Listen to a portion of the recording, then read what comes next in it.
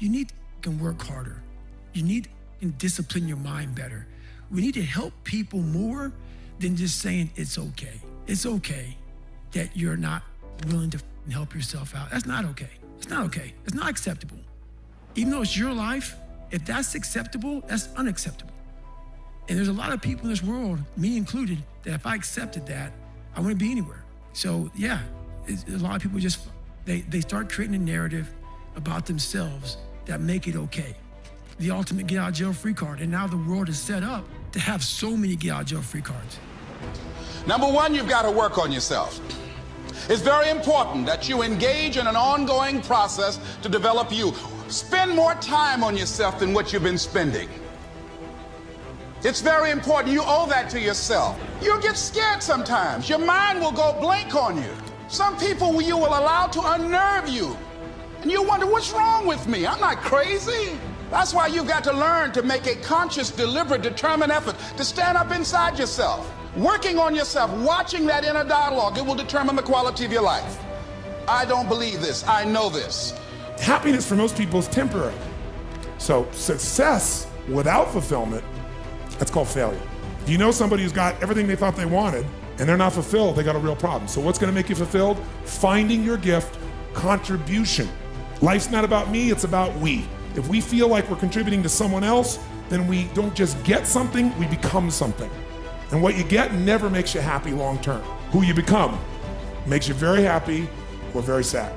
So part of that art of fulfillment is, what's my contribution? The second part of it is appreciation. Some of you are contributing, but you're not taking the time to really appreciate. You're not noticing. Every moment of your life, you got to decide, what are you going to focus on and what does it mean and what are you going to do? Is it the end of the beginning? Are you being punished or rewarded? Meaning is where all life is shaped, and you have the power to change the meaning. How fast? You better ask a better question or come up with a better answer. But your education is not the most important thing in your life. I'm sorry, it's not. Your dream is the most important thing in this world. It tops your education. The principal came up on the stage while I was speaking. Don't ever say that to my school again. Well, I'm just telling you, dog. You can save your kids a lot of pain if you ever talk to them about their dreams. You got to talk to young people about their dreams. See, it's not your education. The Bible don't even mention education. It ain't even in there. Harvard ain't in there. UCLA ain't in there. The Bible says a man without a dream or vision shall perish.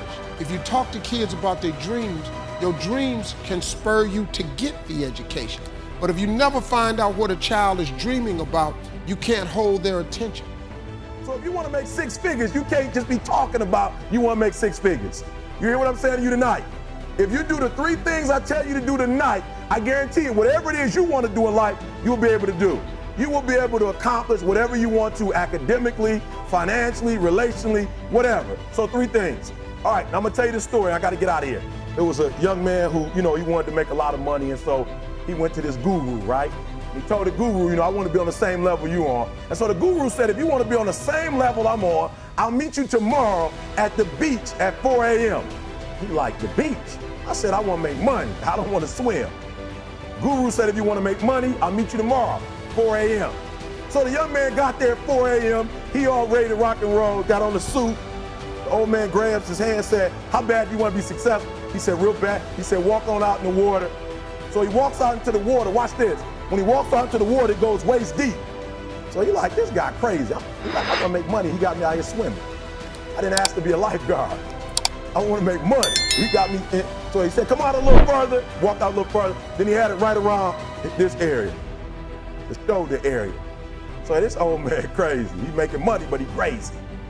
He said, come on out a little further. He came out a little further. It was right at his mouth. My man like, I'm about to go back in here. This child is mine. So the old man said, I thought you said you wanted to be successful. He said, I do. He said, walk a little further. He came, dropped his head in. He had him held down. Just before my man was about to pass out, he raised him up. He said, I got a question for you. Somebody answered the question for me. He said, when you were underwater, what did you want to do? I said, I wanted to breathe. He told the guy, he said, when you want to succeed as bad as you want to breathe, then you'll be successful. I don't know how many of y'all got asthma in here today, but if you ever had an asthma attack before, you short of breath, SOB, shortness of breath, you wheezing. The only thing you trying to do is get some air. You don't care about no basketball game. You don't care what's on TV. You don't care about nobody calling you. You don't care about a party. The only thing you care about when you're trying to breathe is to get some fresh air. That's it. And when you get to the point where all you want to do is be successful as bad as you want to breathe, then you'll be successful. And I'm here to tell you, number one, that most of you say you want to be successful, but you don't want it bad. You just kind of want it. You don't want it badder than you want to party. You don't want it as much as you want to be cool. Most of you don't want success as much as you want to sleep. Some of you love sleep more than you love success. And I'm here to tell you today, if you're going to be successful, you've got to be willing to give up sleep. You got to be willing to work off for 3 hours of sleep, 2 hours. If you really want to be successful, some days you're going to have to stay up 3 days in a row. Because if you go to sleep, you might miss the opportunity to be successful. That's how bad you gotta want it. Listen to me, you gotta want to be successful so bad that you forget to eat. Beyonce said once she was on the set doing her thing, 3 days had gone by, she forgot she didn't eat. Because she was engaged. I never forget when 50 Cent was doing his movie, I did a little research on 50, and 50 said that when he wasn't doing the movie, he was doing the soundtrack. And they said, when do you sleep, 50? Sleep, he said, sleep. Sleep is for those people who are broke. I don't sleep.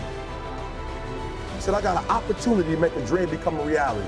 What helps me is to keep the hard times in the front of my mind. Because it allows me to go into these big moments that I've worked my ass off, and you guys have worked your ass off. It allows me to go into these big moments with a different perspective. What it also does for me, and again, this is what works for me. I keep my back is up against this every day.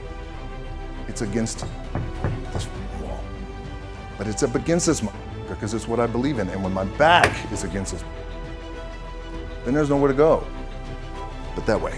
So I feel like this could be something, an ideology and mindset that could help you, if you look at it that way. Because you made it already. We made it. We're successful boys, and we're lucky boys to be where we're at. Well, you guys made it. Everybody's rich in the room. Nobody's gonna get evicted anymore. Anything you got, there's no more money problems, right? You got a lot of hands out now. Can I get a little bit? Can I get a little bit? Right, that happens. But when you make it, for me, I need this. I need this. So every day, my back is up against this, and this is how I operate. Now, doesn't mean you don't smile, doesn't mean you don't laugh and joke, right? You're happy, I'm a happy guy. But when it comes to business, and when it comes to executing, it's up against this. And I gotta go that way. And I don't give a who is in front of me. They're not gonna stop me.